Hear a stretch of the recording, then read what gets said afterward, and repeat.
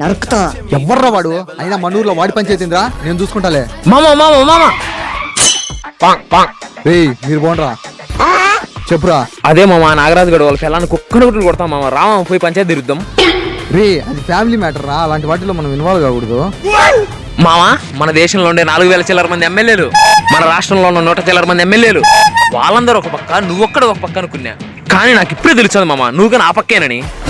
రే అది ఇంటి సమస్య రా, ఊరి సమస్య కాదు. మామ ఇంట్లో సమస్య తీర్చను నువ్వు ఊరి సమస్య ఏం తీర్చు, దేశ సమస్య ఏం తీర్చు. మామ ఇంత చెప్పినాక ఆలోచించాను మా రా. పెద్ద మాట అన్నాడు సరాడు. రే రే రే రే ఆగ్రా నాగరాజు, ఎందుకురా కొడతానువా? నా పిల్లని నేను కొట్టుకుంటే నీకేమే?